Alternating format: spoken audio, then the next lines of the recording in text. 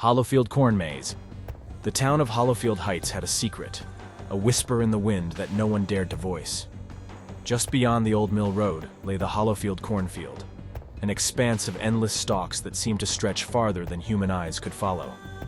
Farmers avoided it, the sheriff never patrolled near it, and children whispered about it during their dares. Yet, when the local fair came to town, the organizers couldn't resist its eerie charm, transforming the field into a maze to lure thrill-seekers. The maze opened on a chilly November evening, the air thick with frost and the faint scent of decaying leaves. Signs with cheerful pumpkins and cartoonish scarecrows advertised the Hollowfield Corn Maze as the scariest attraction in town. Jasmin, a college sophomore with a taste for the macabre, convinced her friends to give it a try. "I've been through every haunted house this side of Hollowfield Heights," Jasmin bragged as they entered the maze, the stalks towering over them like walls of some natural cathedral. "This? It's probably just kids in cheap masks jumping out."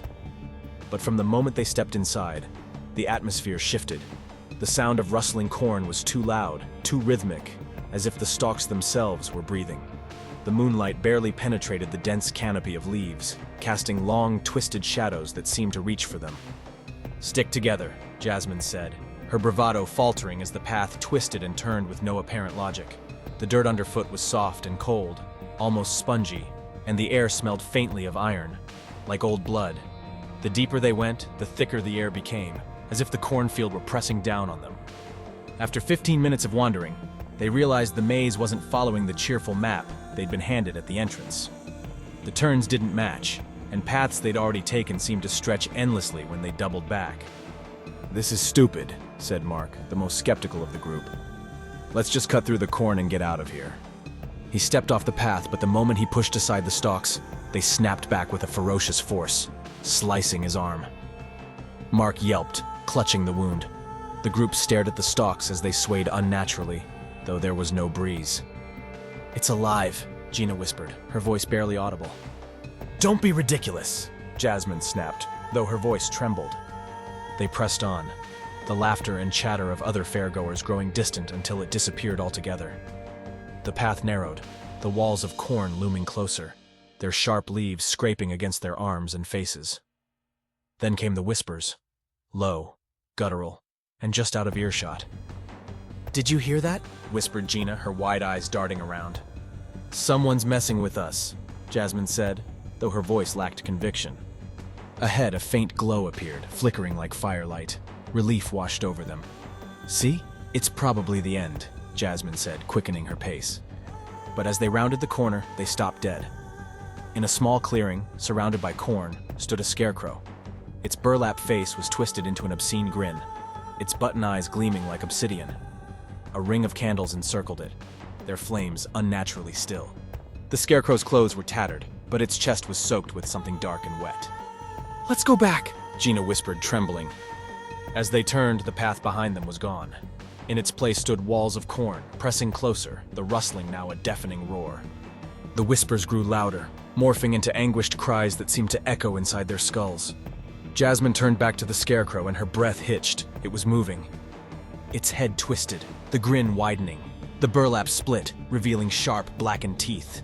Its limbs jerked unnaturally as it took a step forward, the candles extinguishing with a hiss.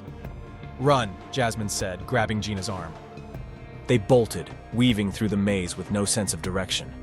The corn seemed alive, grabbing at their clothes, tugging their hair. Mark tripped, and when Jasmin turned to help him, she froze. The scarecrow was on him, its claw-like fingers digging into his chest. Mark's scream was cut short as his body convulsed and went limp. The scarecrow looked up, its obsidian eyes meeting Jasmin's. Its grin widened, and in the flickering light, she thought she saw the corn behind it shift, as if other figures were stirring within the stalks. She ran faster than she ever had, dragging Gina behind her. The whispers had become a cacophony, a symphony of despair that made her ears ring.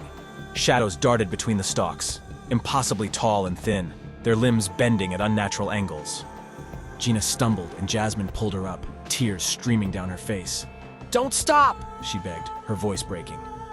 Ahead, they saw an opening, a glimmer of moonlight breaking through the suffocating darkness. They burst through the stalks and collapsed onto cold grass, gasping for air. But as Jasmin looked back, she saw it. The edge of the cornfield shimmered, almost like a mirage. Mark's lifeless body was being dragged back into the stalks by the scarecrow, its grin etched into her mind. Behind it, other shadows moved, their forms just barely visible. The corn seemed to close around them like a living wall. The next morning, the fair was gone. The Hollowfield cornfield stood untouched, its stalks swaying gently in the breeze. No sign of the maze remained, and the townspeople acted as if it had never existed. Jasmin and Gina tried to warn others, but their pleas were dismissed as the ramblings of traumatized girls. That night, Jasmin dreamed of the scarecrow, its grin growing wider, its obsidian eyes fixed on her. When she awoke, she found a single corn husk on her pillow, damp with something red. And in the distance, just beyond her window, she heard the faint rustling of corn.